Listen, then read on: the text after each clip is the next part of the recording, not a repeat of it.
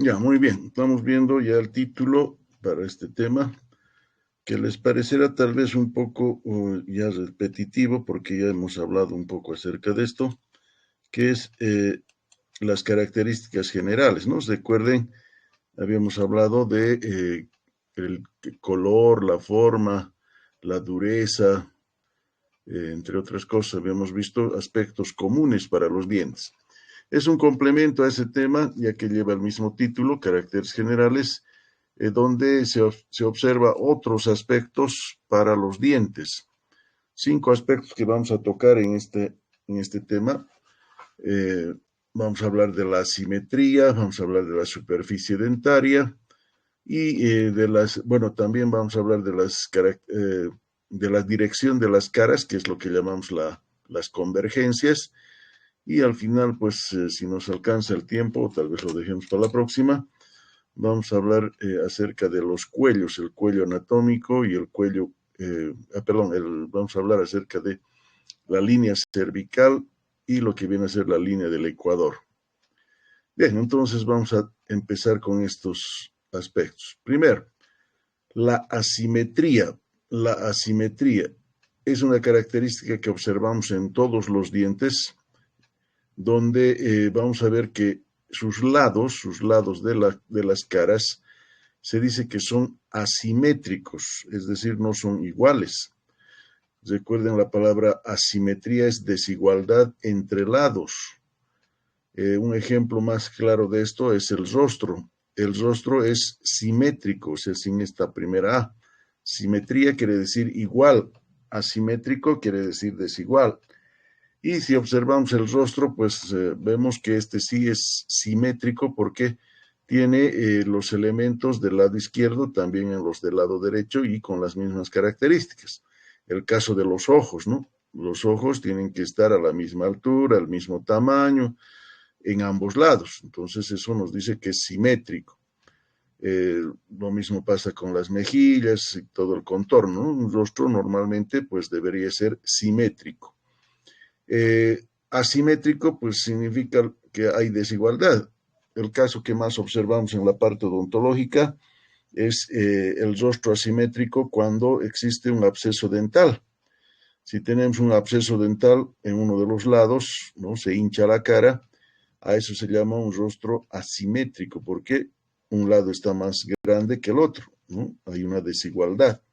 Entonces, que quede claro que la asimetría es una desigualdad entre los lados. En todos los dientes vamos a observar que sus lados pues no son exactamente iguales, ¿no? Si aquí dividimos justo por la línea media esta cara vestibular, vamos a observar que hay algunos detalles que no son iguales. Por ejemplo, este ángulo. El ángulo mesioincisal, como pueden ver, es más agudo, más pequeño, más pronunciado con respecto a este otro ángulo distal, que es más romo, más redondeado. También este lado distal es más inclinado que este lado mesial. Entonces hay diferencia. El mismo borde está en un plano ascendente, de mesial abajo a distal arriba, lo que hace que no sean iguales, ¿no? Es decir, este ángulo está más abajo y este está más arriba. Entonces a eso se refiere la asimetría, la desigualdad entre los lados. Esto pues nos permite, esta característica en los dientes nos permite reconocer fácilmente en un diente su lado mesial de su lado distal. Y con esto, si identificamos al lado mesial y al lado distal, podemos fácilmente también identificar si el diente era del lado izquierdo o era del lado derecho. Entonces, estos detalles asimétricos nos permiten reconocer si el diente es izquierdo o es derecho. Si los dientes fuesen simétricos, en un supuesto caso, si fueran iguales, este lado distal con este lado mesial, sería imposible identificar si ese diente pertenecía al lado izquierdo o al lado derecho, ¿no? Así que esta simetría nos permite identificar en los dientes si este correspondía al lado izquierdo o al lado derecho del arco. Donde hay menos detalles asimétricos es a nivel de los incisivos centrales e inferiores, ¿no? El central izquierdo y central derecho. Entre estos hay pocos detalles asimétricos que nos permitan identificar primero la cara y luego el lado al que pertenecía. si colocamos el diente izquierdo sobre el derecho, cosa que estamos viendo aquí, ¿no? Vean que hay una superposición de imagen. Aquí por detrás está el diente derecho y el izquierdo por encima. Entonces, vean que sería pues en estas piezas es un poco difícil identificar si es izquierdo o derecho, pero hay algunos detalles, pocos, pero hay que nos permiten reconocer el lado izquierdo del derecho, por tanto, tiene su detalle asimétrico. Entre estos pocos detalles está, por ejemplo, lo que estamos viendo aquí, el ápice radicular. Vean que el ápice no coinciden en ambas caras, o sea, en ambas piezas, porque una está inclinada para un lado y la otra para el otro lado, ¿no? Ambas tienen su inclinación hacia distal, y es por eso que en ambas, pues, va a estar a diferente posición. Luego también el borde incisal en ambos, pues, va de mesial abajo a distal arriba, y si ponemos al lado derecho, pues ya su posición va a cambiar. Entonces hay pocos detalles, pero sí existen detalles asimétricos que nos permiten identificar en estos incisivos también cuál es su lado mesial y su lado distal. El ápice generalmente está siempre hacia distal, por tanto, eso nos permite reconocer que este lado es distal y este lado es mesial. Otro detalle también que observamos en piezas unirradiculares es la línea cervical. La línea cervical también es un detalle asimétrico que vamos a ver más adelante al final de las características que vamos a ver hoy día, que esta línea, pues como pueden notar, es un poco más agudo el ángulo que forma en mesial y desciende un poco más. En cambio, en distal, este ángulo está un poco más arriba y es más romo, más redondeado, ¿no? Así que en todas las piezas unirradiculares, como característica, vamos a ver que siempre la línea en mesial es más profundo que en distal. No solo en el incisivo, también en el canino, en el premolar también, siempre mesial desciende más y distal está menos.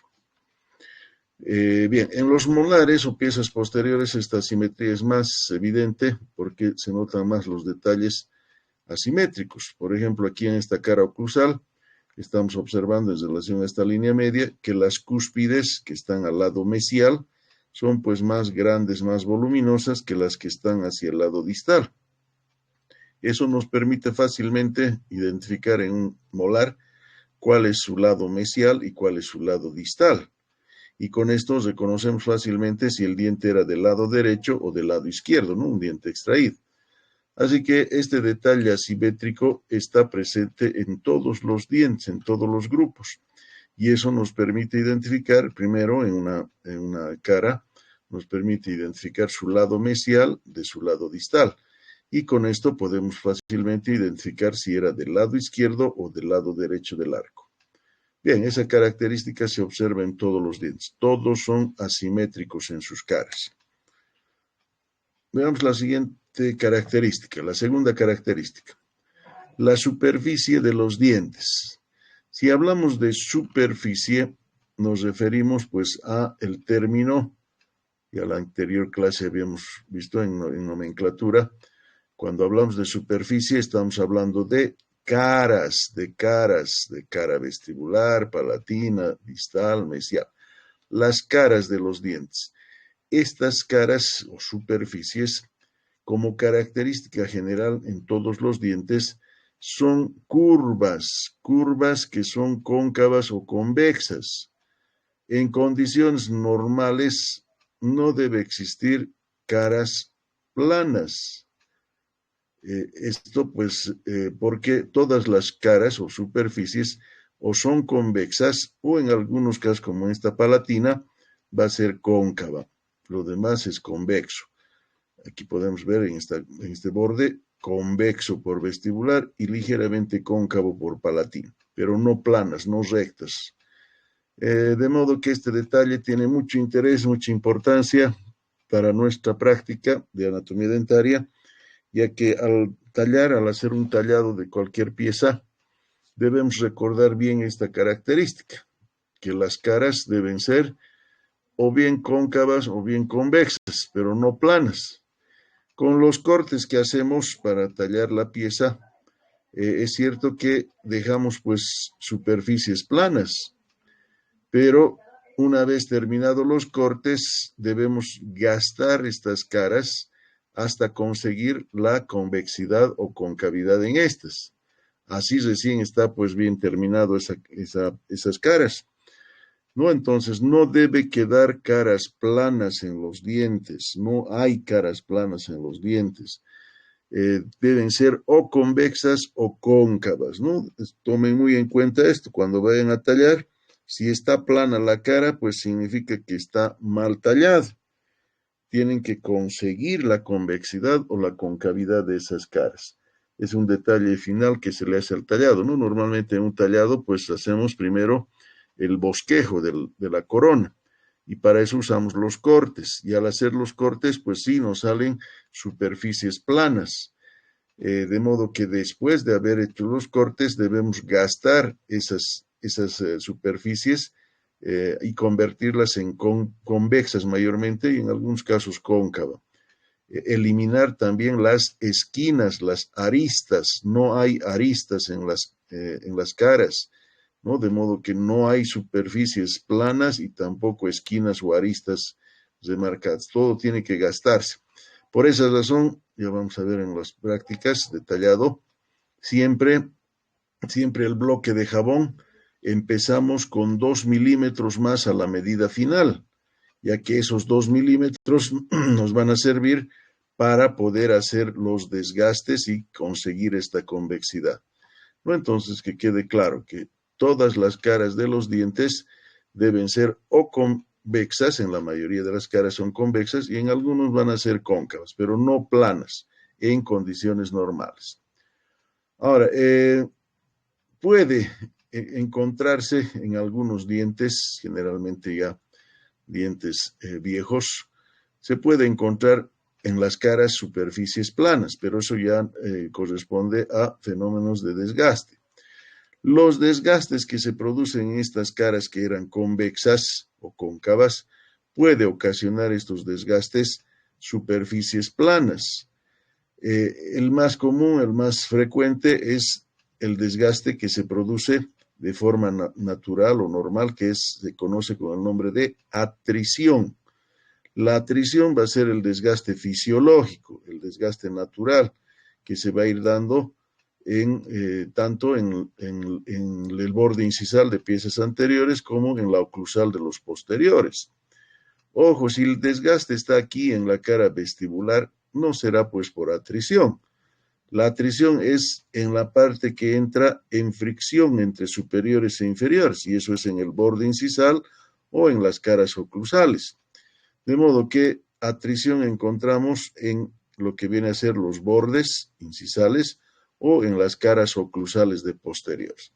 Son superficies planas que llegan a formarse por la fricción entre superior e inferior y con la fricción de los alimentos. Se dice también, y esto vamos a ver en un tema muy aparte, o sea, después de cuando hablemos sobre todo de lo que son los arcos, vamos a ver que también hay una especie de atrición, no en el borde, sino en el punto de contacto.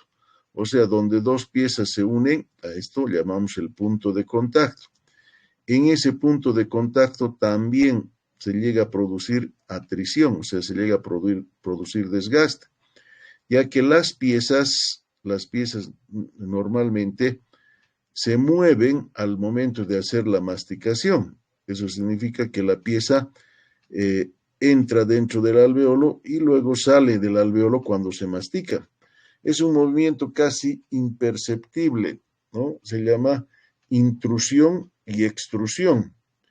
Ese movimiento que hace el diente dentro de su alveolo ocasiona fricción en este punto, el punto de contacto. Y esa fricción es la que con los años puede provocarnos una superficie plana. Lo que era un punto de contacto se convierte en una faceta de contacto.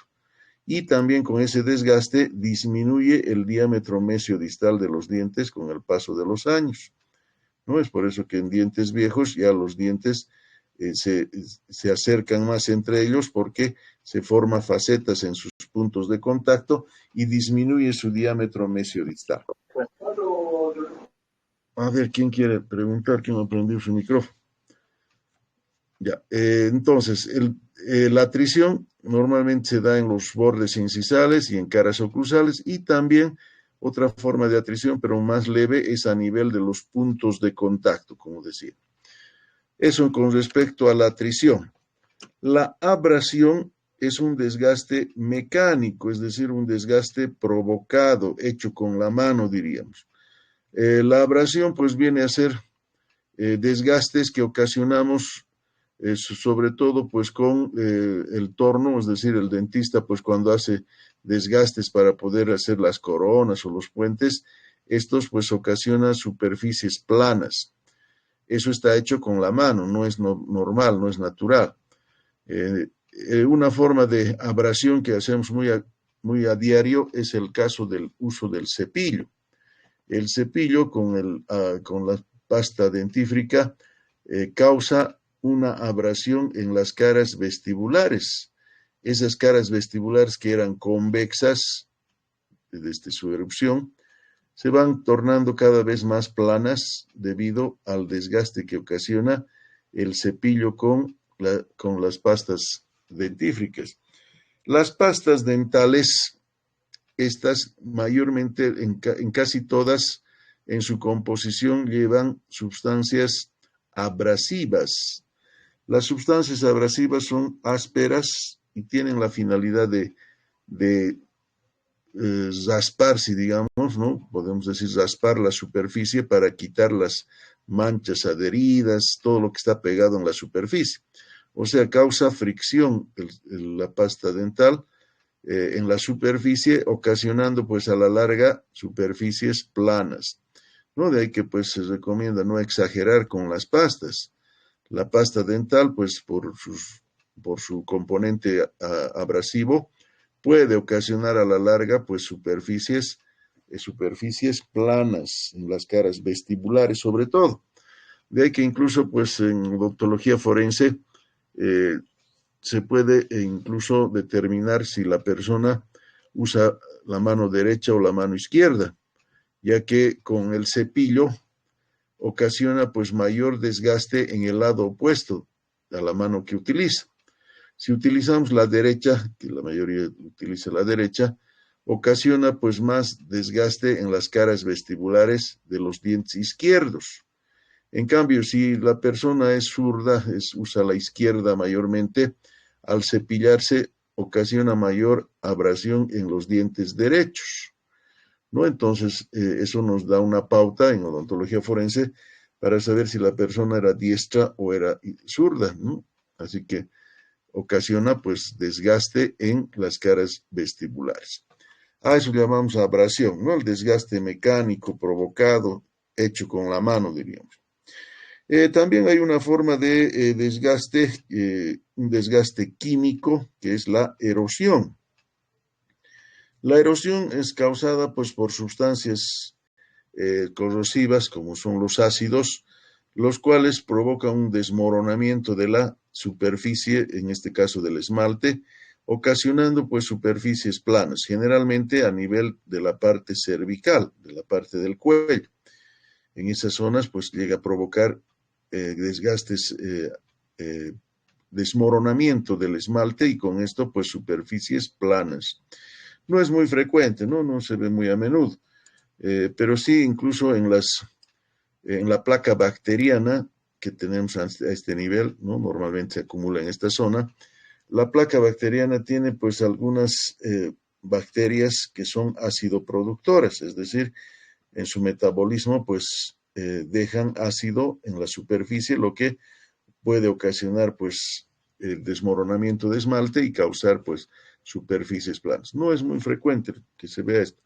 Lo más frecuente es la atrición y la abrasión. Entonces, cuando hay estos desgastes, es ahí donde recién podemos observar superficies planas en los dientes, es decir, desgastes, ¿no? Generalmente en dientes viejos, como hemos dicho por la abrasión, ya las caras vestibulares son más planas, ya no tienen esa convexidad que tenían al principio. Bien, eso con respecto a la superficie de los dientes. Muy importante a tomar en cuenta esto para los tallados, para los tallados. No debe haber superficies planas. Al momento de terminar el tallado tiene que estar convexa. No tallamos pues dientes atricionados ni abrasionados, tallamos dientes normales que recién han erupcionado. Bien, tomen en cuenta eso. Tercera característica y la más complicada, lo que viene a ser las convergencias. En realidad, pues el título de el subtítulo en este caso de este tema es dirección de las caras de los dientes. Las caras ya sabemos que son las caras libres proximales. Esas caras tienen cierta dirección a un determinado lado. A eso también se conoce como convergencia de las caras. Y vamos a conocer pues esas convergencias que tiene mucho interés, les decía, para hacer los cortes en el tallado de las piezas. Aquí en esta diapositiva estamos viendo un resumen de lo que es las convergencias. Por lo menos este resumen tienen que dominar para poder entender las convergencias. Como bien sabemos por nomenclatura, sabemos que hay dos tipos de cara en forma general, las proximales y las libres. Bueno, también están las oclusales, pero no tiene nada que ver con las convergencias, las oclusales. Las caras oclusales no tiene convergencias. Las que tienen son las proximales y las libres. Sabemos que las caras proximales son la mesial y la distal. Estas caras, mesial y distal, o en conjunto proximales, tienen dos convergencias. La primera hacia palatino-lingual y la segunda hacia cervical. La primera nos dice que las caras proximales, la mesial y la distal, están dirigidas o convergentes hacia la cara palatina, si es superior, lingual si fuera inferior. Aquí está el ejemplo, visto de este oclusal, este premolar, tiene sus lados proximales, que en este caso representan a la cara mesial y a la cara distal, vean, dirigidas, orientadas las dos hacia esta parte posterior que viene a ser palatino. Esto sí es superior. Si fuera premolar inferior, este lado sería lingual. Entonces sería la convergencia de las proximales hacia lingual por ser inferior. Así que estas convergencias nos dicen que las proximales, mesial y distal, están orientadas hacia el lado palatino. Esta convergencia da lugar a que el lado vestibular, como estamos viendo en este premolar, sea más amplio que el lado palatino, que va a ser más estrecho por esta convergencia. ¿No? Así que en las caras proximales, que son la mesial y la distal, tienen su convergencia hacia palatino, si es superior, o lingual, si fuera inferior. Esa es la primera convergencia en resumen. La segunda de las proximales, o sea, de mesial y de distal, se da hacia cervical. Cervical es el cuello. De modo que las proximales, mesial y distal, están orientadas hacia la zona cervical, hacia el cuello. Por eso habíamos dicho que la palabra cuello significaba pues la parte más estrecha, la parte más estrangular. Y eso se debe pues en gran parte a esta convergencia de las proximales, ahí están las proximales hacia cervical. Al tener esta convergencia, la parte cervical resulta la parte más estrecha. Bien, esta convergencia pues se va a dar en todos los dientes, desde incisivos hasta el último molar, donde las proximales, como estamos viendo, están orientadas hacia cervical, hacia el cuello. Esas las dos convergencias de las proximales, mesial y distal, hacia palatino y hacia cervical. Las libres, las caras libres, vienen a ser la vestibular, la palatina o la lingual si fuera inferior. Esas caras libres también tienen dos convergencias. La primera hacia incisal u oclusal y la segunda hacia distal. La primera nos dice que la vestibular, palatina o lingual, que son las libres, tienen su convergencia o su orientación hacia el borde incisal si es pieza anterior o hacia oclusal si es pieza posterior. Aquí tenemos el ejemplo. Una pieza anterior, sus caras libres, en este caso lingual y vestibular de este canino, están orientadas, como ven las flechas, hacia el borde incisal. Van a ir a formar el borde incisal. En posteriores, premolares y molares, también, tanto la vestibular como la palatina están orientadas hacia la cara oclusal. Por esa razón, la parte oclusal, visto por proximal, es más estrecha que la parte cervical. ¿No? Así que las caras libres, vestibular y lingual, en este caso, converge hacia incisal, o vestibular y palatino, que convergen en los superiores hacia oclusal, hacia la cara oclusal. Bien, esa es la primera de las libres. La segunda de las libres nos dice que las de la vestibular palatino-lingual también tienen su convergencia hacia distal. Y aquí estamos viendo en este molar, se observa más que todo en piezas de mayor volumen, como es el caso de los molares, donde vemos que tanto la lingual como la vestibular están orientadas hacia la cara distal, a este lado está distal. ¿No? Vean, hay una cierta inclinación de la vestibular y de la lingual hacia distal. Esta convergencia de las libres hacia distal determina ese detalle asimétrico que veíamos hace rato, donde las cúspides mesiales eran más voluminosas, más grandes que las cúspides distales. ¿Por qué? Porque las caras libres convergen hacia distal y por esa razón la parte distal es más estrecha que la parte mesial. Bien, entonces tenemos esas 4 convergencias, 2 para las caras proximales y 2 para las caras libres. Ese es el resumen. Ahora viene el desglose de cada una de estas 4 convergencias. Vamos a desglosar las convergencias. Vamos a empezar por la primera, las proximales hacia palatino o lingual. Ahí está el título. Convergencia de las proximales hacia palatino si es superior, lingual si fuese inferior. Ya habíamos visto esta imagen, ¿no? Donde la mesial y la distal van convergentes hacia palatino. Eso determina, habíamos dicho, que el lado vestibular sea más amplio que el lado palatino. Esta convergencia está en todas las piezas, o sea, en todas las caras proximales, a excepción solamente de una cara proximal, de esta que viene a ser la cara distal del primer molar superior. Este primer molar superior tiene su cara distal, como estamos viendo la flecha, en vez de ir hacia palatino, pues se va abriendo hacia palatino. Se puede decir en este caso que tiene su convergencia más bien hacia vestibular. En cambio, la mesial no. La mesial sí, como ven la flecha, está orientada hacia el lado palatino. El segundo y el tercer molar tienen sus convergencias ambas hacia el lado palatino.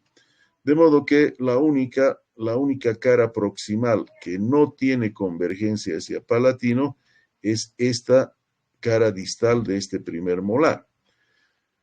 ¿Cómo determinamos la existencia de convergencia? A ver, en este caso, en el premolar. Si decimos que esta mesial y esta distal van en planos convergentes hacia palatino, es porque si prolongáramos estas flechas, tanto de la mesial como de la distal, va a haber un punto en este caso hacia abajo, donde lleguen a unirse esta flecha de distal y esta flecha de mesial, ¿no? Se van a ir a unir en un punto, por eso decimos van en planos convergentes hacia palatino. En cambio, en este primer molar, si solamente mesial converge y distal no, imagínense si prolongamos estas flechas, la mesial y la distal, no va a haber pues cuando lleguen a unirse, ¿no? Van a ir paralelas las dos, pues hasta el infinito, ¿no? No van a poder unirse porque esta no converge, no tiene convergencia. En cambio, en esta sí, ¿no? Si vemos aquí la mesial y la distal van convergentes y va a haber un punto en el que lleguen a unirse esas dos caras si las alargamos en cuanto a sus ejes. ¿No? Entonces, esto nos demuestra que la única cara que no tiene convergencia hacia palatino es la cara distal de este primer molar superior, que en vez de ser convergente hacia palatino, más bien su convergencia está hacia vestibular. Es la única excepción, cara distal del primer molar. Esta convergencia tiene mucha importancia, ¿no? Ya que va a determinar entre dos piezas vecinas esto que llamamos el punto de contacto, o sea, el punto donde se unen las dos piezas vecinas. Estamos viendo aquí de este oclusal. Esto va a determinar también que detrás de este punto de contacto, sobre todo hacia palatino, se dé este espacio de forma triangular en una figura plana. En cambio, en una figura tridimensional, este espacio es piramidal, tiene la forma de una pirámide este espacio. Este espacio, como ven, es más amplio hacia el lado palatino y un poco más estrecho, pequeñito, hacia el lado vestibular, por delante del punto de contacto. A estos espacios llamamos troneras. Y como vemos, la tronera palatina es más grande que la vestibular. Y esta tronera palatina pues se forma justamente por la convergencia de las proximales hacia palatino. ¿Qué función tiene esta tronera? Muy importante la función de la tronera palatina, que es más amplia. Esta tronera va a encauzar los alimentos ya triturados hacia la zona oclusal, perdón, hacia la cavidad bucal propiamente dicha. Es decir, que los alimentos que vamos a masticar en estas caras oclusales, las partículas, o sea, ya lo que ya está masticado, va a pasar por esta tronera, se va a conducir por esta tronera el alimento y va a formar el bolo alimenticio en lo que es la cavidad bucal propiamente dicha, junto con la lengua y la saliva. Eso es lo fisiológico, lo normal. En cambio, como la tronera vestibular es más pequeñita, pocas partículas del alimento masticado van a ir hacia el lado vestibular. La mayoría va a ir hacia palatino, hacia atrás. Imagínense si fuese al revés. Si este punto de contacto estuviese más hacia palatino y tendríamos una tronera más grande hacia vestibular, al masticar los alimentos pues se irían más hacia la zona vestibular y estaríamos pues como los cocaleros, ¿no? Con el alimento pues entre el carrillo y los dientes, ¿no? Entonces eso no ocurre porque la tronera palatina es más amplia que la vestibular gracias a estas convergencias que tenemos. Pero no solo eso, vamos a ver ahora en esta convergencia la razón o justificación para esta convergencia que tenemos, ¿no? Fíjense aquí. Razón de la convergencia, el por qué o para qué tenemos esta convergencia. Ya habíamos dicho que una de las razones es formar las troneras, ¿no? Sobre todo la tronera palatino-lingual. Pero quizás la función o la razón más importante de la presencia de esta convergencia es que determine la formación de los arcos dentarios. Gracias a esta convergencia que tenemos de las proximales hacia palatino-lingual, los dientes pueden adoptar esta figura de arco. Esto debido a que por la convergencia hemos dicho que el lado palatino es más estrecho que el lado vestibular. Eso permite que los dientes se ubiquen formando pues la curvatura del arco. Imagínense que no exista esta convergencia hacia palatino, que las proximales sean paralelas entre sí. Si fuese así, si las proximales fuesen paralelas, al colocarlas una al lado de la otra, llegarían a formar pues una figura lineal, ¿no? Como más o menos como los ladrillos en la pared, ¿no? Como son rectangulares los ladrillos y tienen sus lados paralelos, entonces al colocarlos uno al lado del otro, van en forma lineal. Eso pasaría en los dientes si no tuviésemos esta convergencia de las proximales hacia palatino, ¿no? Entonces, por esta convergencia es que la parte vestibular es más amplia que la parte palatino-lingual y eso permite que se adopte pues esta figura de arcos tanto en la permanente como en la temporaria. En la temporaria también tienen sus proximales convergencias hacia palatino-lingual y eso permite también la formación de los arcos. No, así que la razón o justificación para esta convergencia es que permite que los dientes se dispongan en forma de arcos dentarios. Es el primer subtítulo de la primera convergencia. El segundo subtítulo nos habla de valor de la convergencia de las proximales hacia palatino. Cuando hablamos de valor nos referimos pues a una sola cara proximal, sea esta la distal o la mesial, donde observamos que en esa cara, en cualquiera de las dos proximales, observamos que la convergencia hacia este lado palatino de toda la superficie no es igual, es decir, en cuanto a intensidad de convergencia, es mayor la convergencia cerca de cervical, lo que equivale al tercio cervical. Esta zona es más convergente hacia palatino. En cambio, la zona que está cerca a oclusal, esta de aquí, es mínima la convergencia, menos la convergencia hacia palatino. Esto es más evidente aquí en una pieza anterior, ¿no? Donde también vemos aquí las proximales, ven las flechas, es más inclinada cerca del cuello, hay más convergencia en esta zona. En cambio, en esta zona que está cerca a incisal, la convergencia es casi nula por la forma que tiene la cara proximal, que es más estrecho en incisal. Así que mayor grado de convergencia en las caras proximales a nivel del tercio cervical y menor a nivel del tercio incisal.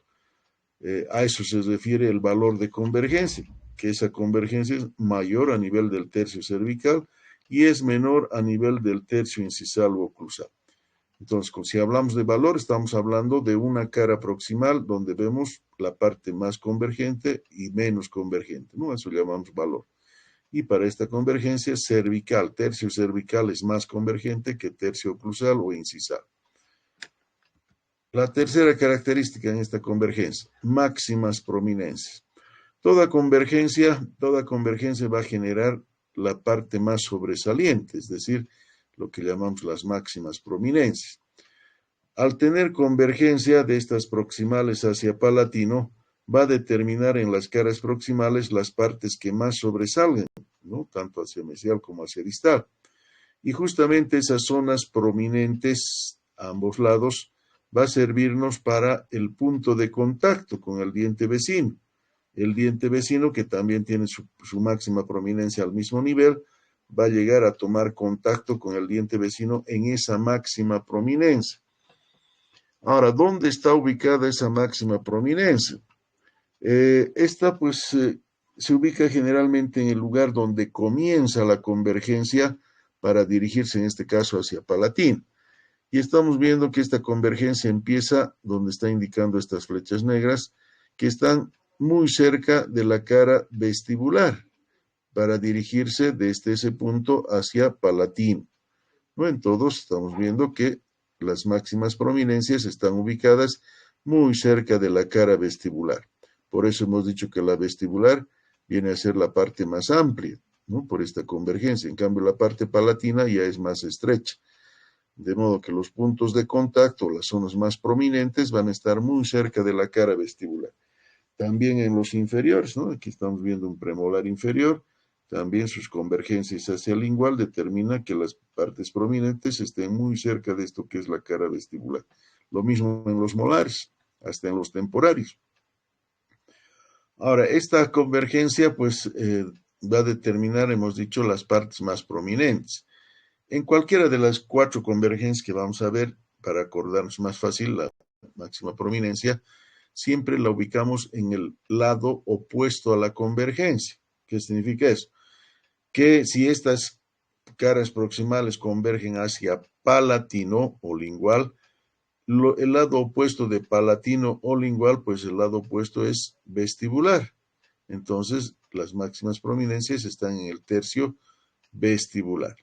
¿No? Y para esto, pues dividimos en tercios, ¿no? La cara oclusal y las partes prominentes están dentro de lo que es el tercio vestibular, ¿no? Muy cerca de vestibular, ya que ahí comienza la convergencia para dirigirse hacia palatino. Entonces, máximas prominencias ubicadas o situadas en el tercio vestibular. Esto para todos los dientes. Obviamente la excepción es el primer molar, ¿no? Que no tenía su convergencia. Y finalmente, para esta primera convergencia se habla de oblicuidades. ¿Y a qué se refiere esto? En oblicuidades vemos la relación entre la cara mesial y la distal. Vamos a ver cuál de ellas había sido más oblicua o más convergente. Oblicua, pues en este caso es sinónimo de convergencia. Lo que significa que aquí vamos a ver cuál de las dos caras proximales había sido más convergente o más oblicua o más inclinada, también se puede decir, hacia el lado palatino. Ya sabemos que ambas van hacia palatino, pero estamos observando aquí en este ejemplo que este lado distal, o este que representa la cara distal, como vemos aquí un signo más, está más oblicuo, más inclinado hacia palatino que la vestibular, perdón, que la mesial, ¿no? La mesial tiene poca, la distal tiene más. Esto se puede determinar, como estamos viendo aquí, con esta angulación. Un eje vertical que pase por la parte prominente y un eje inclinado que pase por la superficie distal. entre ambos ejes forman una angulación, que para el caso de este premolar, por ejemplo, aquí la angulación llega a los 17 grados. En cambio, en mesial, en este lado mesial, si hacemos lo mismo, los dos ejes, eje vertical y el eje inclinado, llegan a formar un ángulo de solo 12 grados, ¿no? Es decir, menos de inclinación. Aquí es más inclinado. Entonces, si hablamos de oblicuidad, estamos hablando de las dos caras proximales para ver cuál de ellas había sido más oblicua. Y como vemos aquí, la distal pues es más oblicua. Y no solo en este premolar, en todas las piezas, a excepción obviamente del primer molar, en todas las demás siempre la distal va a ser más oblicua que la mesial, sea superior, inferior, izquierdo, derecho, siempre distal más oblicuo, más inclinado que la mesial. Aquí un detalle importante, no vayan a confunden mucho lo que viene a ser valor de convergencia con oblicuidad. Esos dos ejemplos confunden mucho. Hemos dicho que valor de convergencia es en una sola cara proximal. En una sola cara proximal, aquí estamos viendo una sola cara proximal, donde observamos la parte más convergente y la parte menos convergente, en una sola cara proximal, mayor en cervical y menor en oclusal. Esto en cualquiera de las dos, sea esta la distal o la mesial, la parte cervical es más oblicua. Eso es valor. En cambio, oblicuidad es entre las dos, entre la mesial y la distal, cuál de ellas es más oblicua o más inclinada o más convergente. Y acabamos de ver que distal es más convergente que mesial. Bueno, así que mayor la oblicuidad en las caras distales. En todas la distal pues es más oblicua que la mesial. Ese detalle también hay que tomar en cuenta al hacer los cortes en el jabón. Al cortar pues las proximales hacia palatino, debemos tomar en cuenta esta convergencia o oblicuidad mayor de distal. Es decir, que el corte debemos hacerlo más inclinado en el lado distal que en el lado mesial, ¿no? Así que mayor inclinación en distal. Bien, con eso hemos terminado la primera convergencia, ¿no? El desglose de la primera convergencia. Veamos ahora la segunda. Segunda convergencia. Seguimos en las caras proximales, mesial y distal. Esta vez estas caras proximales van a estar orientadas hacia cervical, hacia el cuello. En esta convergencia no hay ninguna excepción. Vale decir que todas las caras proximales, mesial y distal, todas convergen hacia cervical, incluso la del primer molar superior. También las proximales del molar superior también tienen sus convergencias hacia cervical. ¿No? Así que aquí no hay excepción. Todas las caras proximales convergen hacia cervical. Y aquí estamos viendo, nuestras flechas rojas nos dicen que las caras proximales están orientadas hacia el cuello, hacia la línea cervical. Esto pues determina que la parte cervical sea más estrecha. En cambio, la parte oclusal es más amplia porque la convergencia pues hace que las partes prominentes, como vamos a ver luego, estén cerca de oclusal. Entonces, por eso se dice que la parte cervical en un diente es la parte más estrangulada, la parte más estrecha. A esto pues contribuye esta convergencia de las proximales hacia cervical, hacia el cuello. O si quieren también algunos dicen hacia el ápice, pero generalmente termina a nivel del cuello. Lo que sí, la anterior convergencia, me olvidaba mencionarles, la convergencia de las proximales hacia palatino o lingual, la primera que hemos visto, esa convergencia pasa a la porción radicular, lo que significa que las raíces son también más amplias por el lado vestibular que por el lado palatino-lingual. Eso es evidente en el incisivo central, ¿no? Han debido ver en el video que les he enviado, que tiene, pues, al hacer la raíz, mayor amplitud hacia vestibular y más estrecho y a una arista en el lado palatino. Por eso la raíz cortada del incisivo central tiene una figura triangular, la base en vestibular y el vértice en palatino, ¿no? Así que eso se debe a que la convergencia de las proximales hacia palatino-lingual pasa a la parte radicular. En cambio, esta no, esta pues viene solo hasta la línea cervical, ¿no? De ahí pues se continúa la raíz, pero ya no con convergencia, ¿no? Termina en la parte cervical, por eso decimos proximales hacia cervical. Aquí vemos en un diente natural, vean que tanto la distal como la mesial convergentes hacia cervical, hacia el cuello. Por eso esta parte del cuello es más estrecha. En cambio, la parte incisal es más amplia. Y aquí podemos notar el siguiente subtítulo, el primer subtítulo que nos dice razón o justificación. Fíjense que entre estos dos centrales, izquierdo y derecho, fíjense que se forma aquí un espacio pequeño que llamamos espacio interdentario, o sea, espacio entre dos dientes. Ese espacio se da pues gracias a las convergencias que tenemos de las proximales hacia cervical. Eso vamos a ver ahora. Razón de la convergencia, ¿no? Razón o justificación. Permite la formación, lo que les decía, del espacio interdentario. Aquí podemos notar, ¿no? En este rectángulo que observamos aquí, la convergencia de las proximales, tanto de este primer molar como de este segundo premolar, vean esa convergencia determina aquí la formación de un espacio triangular en una figura plana, pero piramidal también en una figura tridimensional. Aquí podemos observar el espacio que se forma entre dos piezas vecinas, gracias a esta convergencia. ¿Y para qué sirve ese espacio? El espacio interdentario pues va a permitir que las caras proximales de ambas piezas tengan pues una autolimpieza con la saliva va a transitar por ahí. Normalmente aquí está ocupando la encía, la lengüeta interdentaria de la encía, pero esa se puede rebatir fácilmente y pues pasamos el cepillo o el hilo dental también por aquí, por las caras proximales. Este espacio interdentario también va a dar lugar a que se forme esto que llamamos el hueso alveolar, el hueso interalveolar, o sea, entre las dos piezas vecinas. Imagínense que no exista esta convergencia de las proximales hacia cervical, que estas caras proximales sean paralelas, o sea, rectas, verticales en este caso.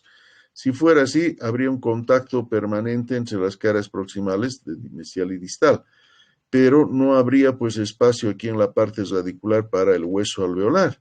Si las caras proximales fuesen verticales, o sea, paralelas entre ambas, no habría espacio, ya que se continuarían las raíces, pues se continuarían gruesas y no habría espacio pues para esto que es el hueso interalveolar, ¿no? Este hueso pues es el que sujeta a las raíces de los dientes, ¿no? De modo que ese espacio para el hueso pues también está dado por esta convergencia de las proximales hacia cervical.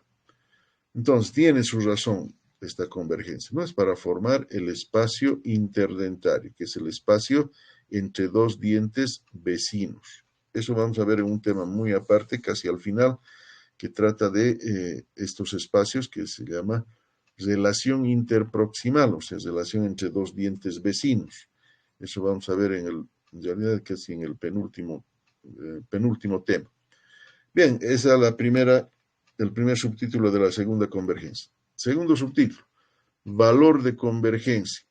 Ya sabemos qué es el valor de convergencia, ¿no? Es en una sola cara proximal para ver qué parte es más convergente, en este caso hacia cervical. Hace un momento veíamos la convergencia de esta cara proximal hacia el lado palatino y veíamos que la parte cervical era más oblicua que la parte oclusal. Aquí ahora estamos viendo la misma cara proximal, pero esta vez convergente, las flechas vean, hacia cervical, hacia el cuello. Y en este caso también podemos notar que la parte más convergente hacia cervical es la parte que está más cerca de palatino. En cambio, cerca de vestibular, la oblicuidad o la convergencia va a ser menor. Esto es más evidente en esta pieza anterior. Fíjense que esta es la cara proximal. Vean esta flecha que está muy cerca de la cara palatina. Es más oblicua que la que está cerca de vestibular. Por esa razón, vean que esta cara palatina ya es casi triangular. En cambio, la vestibular no, es un trapecio escaleno. Así que esto nos dice que la oblicuidad o valor de convergencia es mayor cerca de las caras palatinas, o tercio palatino si quieren, que la parte vestibular, que es menor. Aquí la oblicuidad va a ser menor, es decir, la convergencia va a ser menor. ¿no? De ahí se deduce que el valor de convergencia es mayor a nivel del tercio palatino si es pieza superior, lingual si fuera inferior, ¿no? Así que, vean, ahí está el signo más, nos dice que cerca de la palatina, cerca de la cara palatina, la convergencia hacia cervical es mayor, como estamos viendo, esta flecha está cerca de la cara palatina, por eso es mayor la oblicuidad. Esto hace que sean las caras palatinas más triangulares, en cambio las vestibulares más trapezoidales. ¿No? Entonces a eso se refiere el valor de convergencia, la parte más convergente y menos convergente en una sola cara proximal. Máximas prominencias. Ya sabemos que las máximas prominencias vienen a ser las partes más sobresalientes que origina la convergencia. En este caso estamos viendo que la máxima prominencia, estas flechas negras, nos dicen que está muy cerca del borde incisal, ¿no? De ahí empieza, habíamos dicho también que las máximas prominencias van a estar ubicadas en el lugar donde comienza la convergencia. Y también se dice que es el lado opuesto a donde converge, ¿no? Si la convergencia es cervical, lo contrario de cervical es incisal. Y si fuera posterior, sería oclusal. Así que en esos tercios, incisal y oclusal, es donde está la parte más prominente entre dos piezas vecinas, ¿no? Es decir, estas máximas prominencias va a servir para el punto de contacto, visto por las caras libres, punto de contacto entre dos piezas vecinas. Entonces, máximas prominencias situadas en el tercio incisal si es anterior, en el tercio oclusal si es posterior, ¿no? De que aquí el resumen nos dice, las máximas prominencias situadas en el tercio oclusal si es posterior, incisal si es anterior, ¿no? Incluso en el temporario, ven este incisivo temporario, sus partes más prominentes hacia mesial y distal están pues muy cerca de incisal, muy cerca del borde incisal. Entonces, esas son las máximas prominencias, las partes que más sobresalen. Finalmente, en esta segunda convergencia vemos las oblicuidades. Ya sabemos que al hablar de oblicuidad, hablamos de las dos caras proximales para saber cuál de ellas había sido más oblicua o más convergente. Y aquí estamos observando nuevamente la cara vestibular del incisivo central, donde vemos que el lado vestibular, perdón, el lado distal tiene mayor convergencia, mayor oblicuidad que el lado mesial, ¿no? De ahí que pues en este caso, si trazáramos la paralela al eje, aquí una línea vertical con este lado mesial, llegaría a formar 12 grados, y aquí en distal pues se llegaría a formar un ángulo de 15 grados, o sea, 3 grados más oblicuo distal que mesial. En este caso es más evidente en el canino inferior, ya que, vean, el lado distal está más inclinado que el lado mesial. Aquí se forman normalmente 10 grados en mesial y aquí llega hasta 19 grados en el lado distal, debido a esta concavidad o depresión que tiene. Eso vamos a ver más adelante, ¿no? Cuando veamos el canino. Así que hay convergencia más marcada en el lado distal que en el lado mesial, ¿no? Por eso al hablar de oblicuidad nos referimos a los dos lados, mesial y distal, para saber cuál de los dos es más oblicuo o más convergente o más inclinado, en este caso, hacia cervical. Distal también pues es más oblicuo, ¿no? Igual que en el caso anterior, la oblicuidad va a ser mayor para las caras distales. Entonces, las caras distales son más oblicuas tanto hacia palatino como hacia cervical, como estamos viendo, ¿no? Las distales son más oblicuas que las mesiales. Bien, con eso pues termina la segunda convergencia, ¿no? La de las libres, la de las proximales hacia cervical. Ahora sí entramos a las libres. Veamos ahora la convergencia de las libres, primero hacia incisal si es anterior, oclusal si fuera posterior. Ya sabemos que las libres son la vestibular. Entonces, aquí está la vestibular y la lingual o palatina si fuera superior. esas caras libres están, como vemos aquí las flechas, convergentes hacia el borde o lado incisal, si es anterior. Y si es posterior, como estos molares, pues vean que tanto la vestibular como la palatina orientadas hacia el lado oclusal, hacia oclusal. En este inferior también la vestibular y aunque en menor grado la lingual están dirigidas o convergentes hacia oclusal. Bien, entonces aquí tampoco hay excepción, ¿no? Todas las caras libres convergen hacia incisal u oclusal. En el caso de las caras libres, no se habla de valor de convergencia, es decir, no hay valor de convergencia, lo que veíamos en las proximales, ¿no? En las proximales decíamos una parte es más convergente que la otra en una cara proximal. Aquí en las libres, en la vestibular y palatino, no hay una que sea, o sea, que tenga más valor de convergencia en la superficie vestibular o lingual, ¿no? Se dice que es igual. No hay valor en resumen. Pero sí se habla, en vez de valor, se habla de extensión de la convergencia hacia oclusal. Esta convergencia hacia oclusal o incisal, si fuera anterior, no es en toda la extensión de la cara libre. Fíjense en esta zona. Esta flecha celeste nos dice que la convergencia hacia oclusal, que estamos viendo ahora, como título, no empieza desde la línea cervical, empieza solo en esta parte del tercio cervical para dirigirse hacia oclusal. Esta pequeña zona que está en rojo, una flecha pequeñita roja, viene a ser la pequeña convergencia hacia cervical, que como es tan pequeña no se la considera otra convergencia más. Esta pequeña zona que no converge hacia oclusal va a servir para proteger a esto que es la encía. No, aquí tenemos un agrandamiento de esta zona, vean este rectángulo, está agrandado aquí.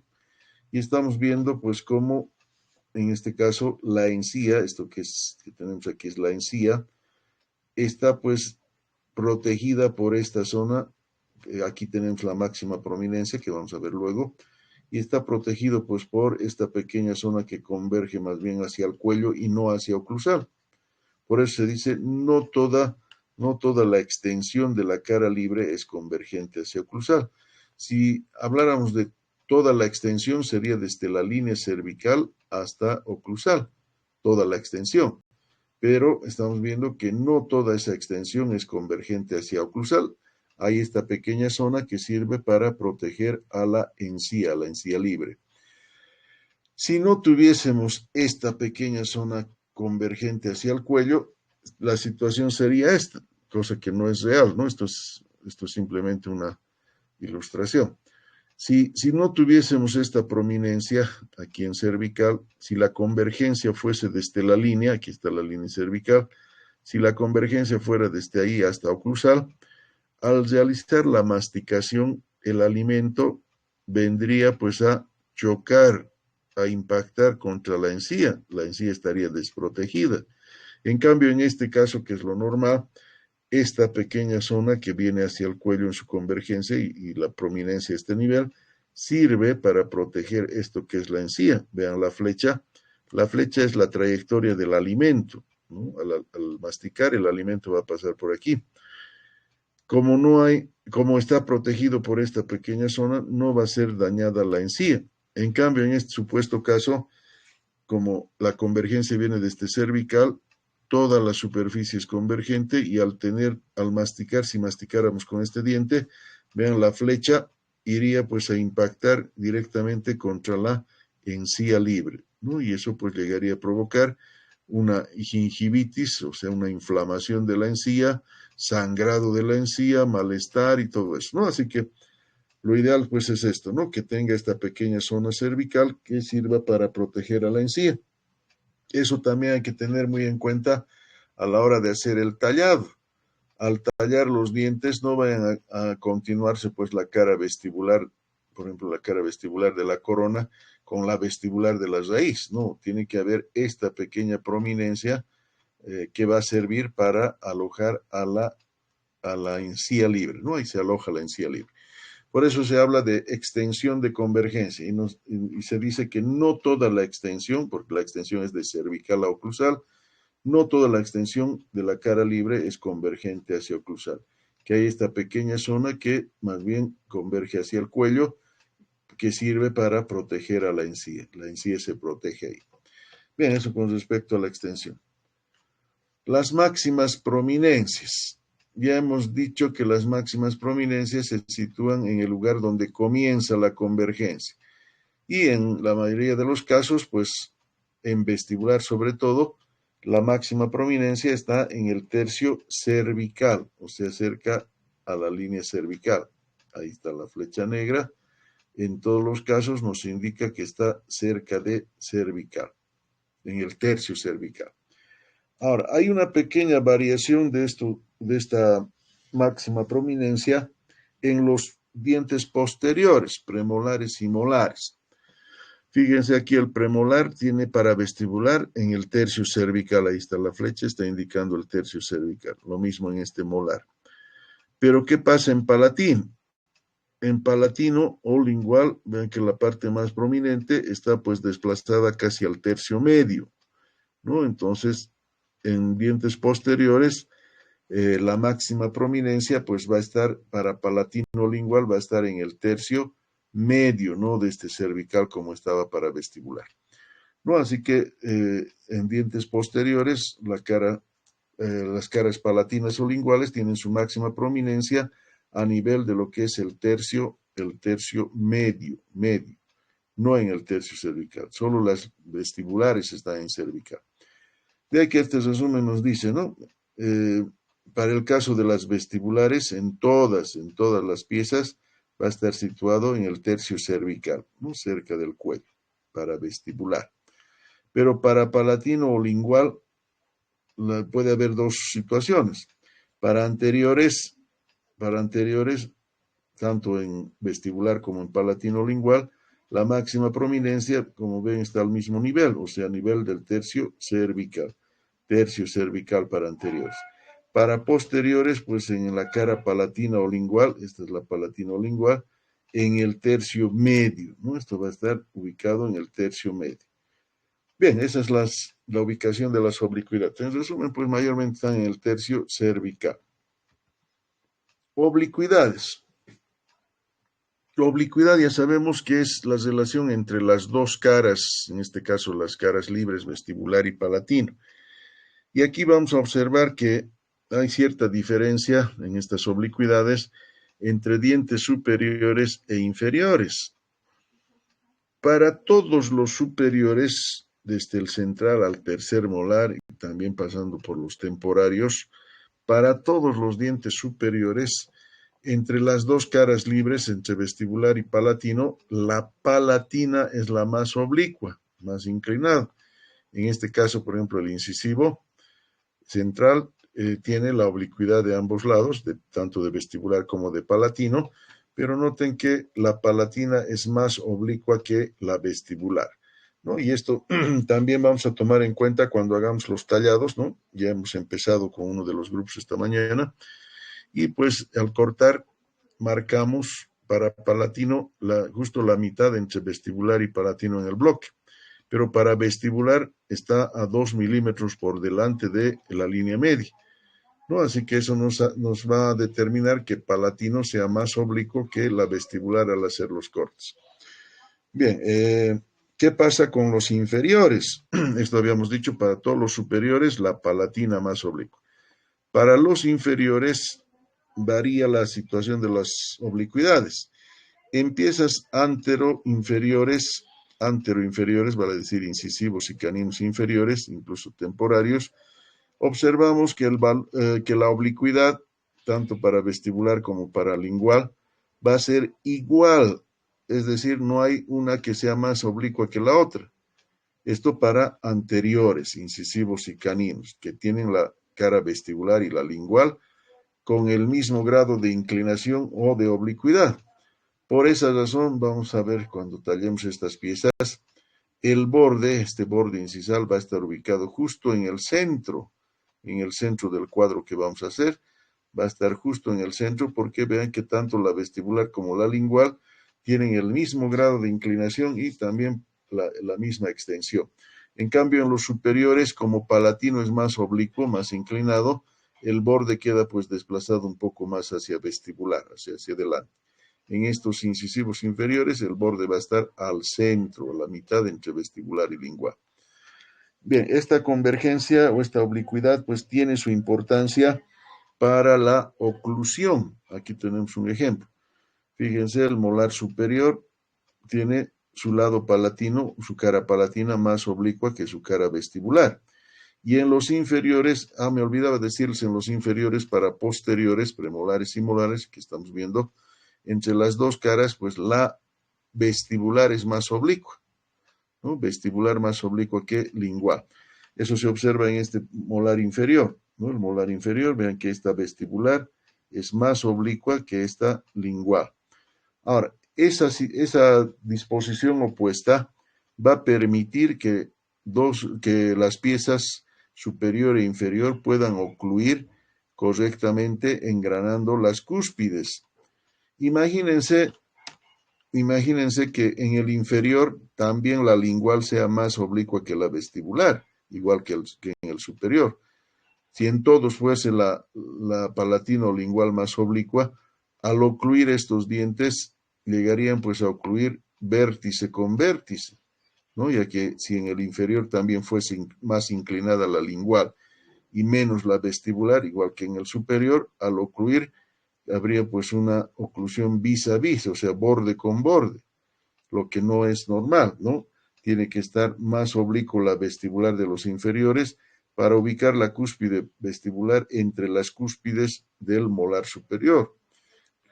Así que esto nos permite, esta oblicuidad opuesta nos permite el engranaje cuspidio entre un superior y un inferior, ¿no? Entonces, por esa razón, la oblicuidad es mayor en los superiores para palatino y en los inferiores para vestibular, para conseguir esto que es la oclusión o el engranaje cuspidio. Bien, con eso pues hemos terminado las oblicuidades. ¿Qué viene ahora? La última convergencia, la de las caras libres, o sea, vestibular y palatino-lingual, esta vez hacia distal, hacia distal. Esta convergencia se da en todos los dientes, desde incisivo hasta el último molar, pero es más notorio en piezas de mayor volumen, que en este caso son los molares. En incisivos y caninos, aquí estamos viendo, al parecer es un canino. En esta estamos viendo que sí, estas flechas nos dicen que tanto la vestibular como la palatina tienen cierta convergencia, aunque mínima, hacia el lado distal, ¿no? Estas flechas nos dicen eso. Pero no es tan notorio en una pieza anterior, ya que su tamaño mesiodistal es más reducido. Pero en una pieza posterior, premolar y sobre todo molar, que recuerden los molares, son las piezas más voluminosas, más amplias. En estas, pues sí se nota, aquí estamos viendo el molar superior, donde la vestibular, estamos viendo aquí la vestibular, bien oblicua, bien convergente hacia distal, más que la palatina. Lo mismo en este caso, el molar superior, también la vestibular más oblicua que la lingual, que es menos. Entonces, esta convergencia, ya habíamos adelantado, determina pues tres consecuencias en los molares, sobre todo en molares, donde vamos a observar que todo lo mesial es más grande que lo distal. Por ejemplo, aquí hemos dicho que las cúspides mesiales son más voluminosas que las cúspides distales, que son más delgadas, más pequeñas. Esto debido a esta convergencia de las libres hacia distal.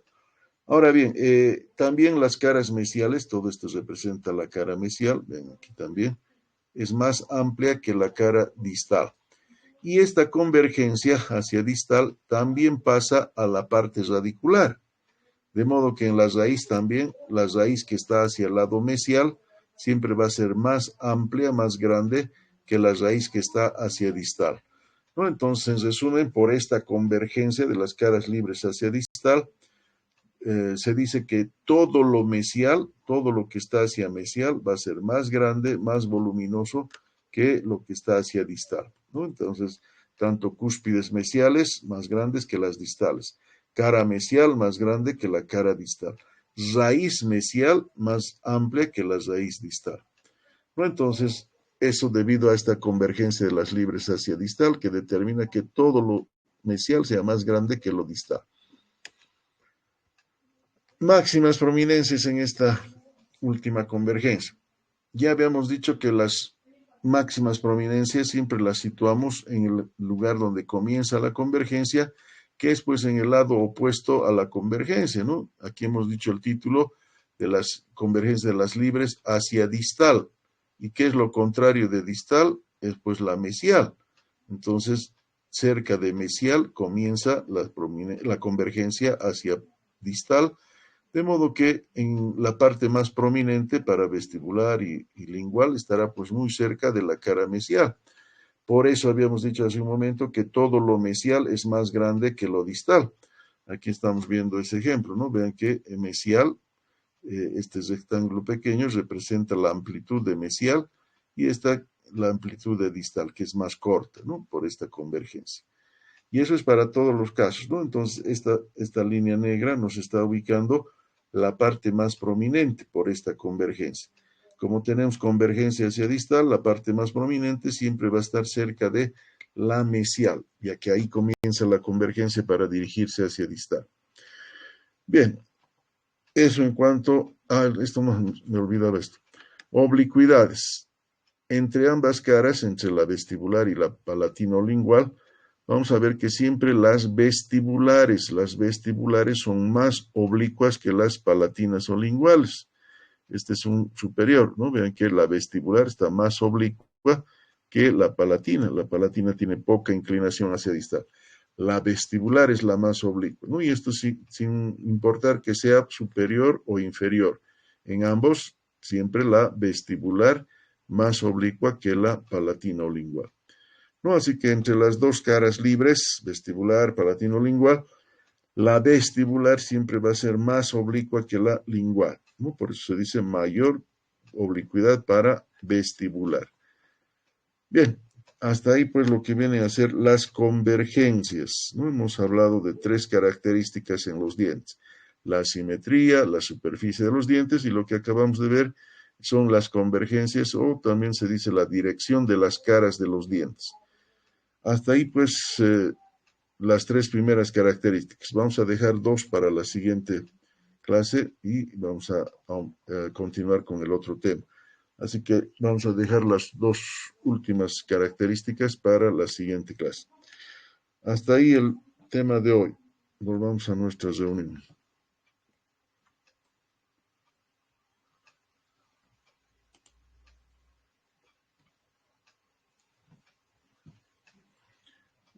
A ver, un momento.